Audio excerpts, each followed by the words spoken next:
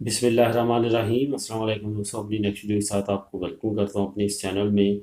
Nationality اور residency card میں بلا شبہ بہت زیادہ فرق ہے،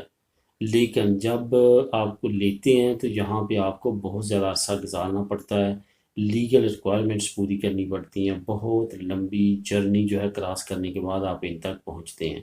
خاص طور پہ اگر میں نیشنلٹی کی بات کروں۔ لیکن اگر آپ کی ایسی زندگی میں بلنڈر کر بیٹھتے ہیں جو کہ قانون کی بہت بڑی خلاف ورزی ہوتی ہے، تو یہی جو آپ کی محنت ہے وہ چند لمحوں میں ختم ہو سکتی ہے۔ اس وجہ سے کچھ ایسے کام جن سے آپ نے بہت زیادہ احتیاط کرنی ہے، ان وجوہات کی بنا پہ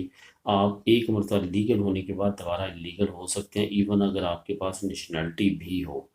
وہ کون سے جو ہیں وہ کام جو آپ نے نہیں کرنے، کسی صورت بھی کوئی بھی لڑائی جھگڑا، کوئی بھی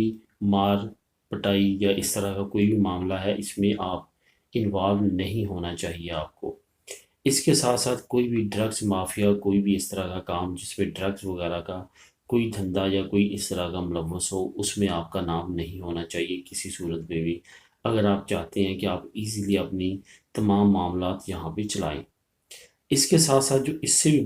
بہت بڑا ہے وہ ہے انسانی سمگلنگ کا۔ اس طرح کا کوئی بھی کیس جو آپ کے انسانی سمگلنگ کا ہو، کہ آپ دوسرے ممالک سے امیگرینٹس کو لے کے آتے ہیں، یا اس طرح کا کچھ اور معاملہ ٹریفکنگ جس کو بولتے ہیں، تو کسی صورت بھی آپ اس میں انوالو نہیں ہونا چاہیے۔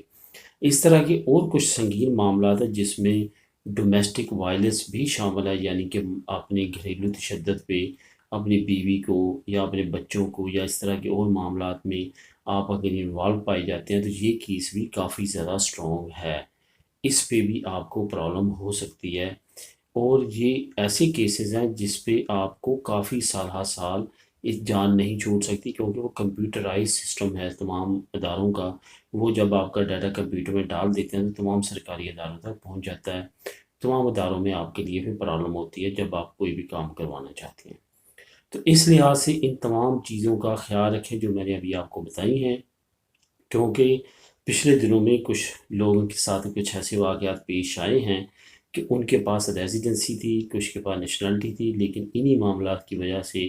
ان سے توام چھین لیا گیا اور ان کو انلیگل کر دیا گیا، اور ہو سکتا ہے اب ان کو ڈپورٹ بھی کر دیا جائے۔ یہ وہ لوگ ہیں جو مختلف جگہ پہ ڈرگس میں یا اس طرح کے معاملات میں انوالو پائے گئے، پولیس نے ان کو پکڑا تھا اور ان پہ جرم ثابت ہوا عدالت میں، اور اب ان کو یہ سزا کے طور پہ یہ بھی ساتھ ملے گا۔ تو دوستو، احتیاط کریں، شریفانہ زندگی گزاریں، اپنی بھی بہتری کے لیے، اپنی فیملی کی بہتری کے لیے، اور اپنی ملک کی بدنامی سے بچنے کے لیے۔ ملیں گے نیکسٹ ویڈیو میں نئی نیوز، نئی انفارمیشن کے ساتھ۔ اللہ حافظ۔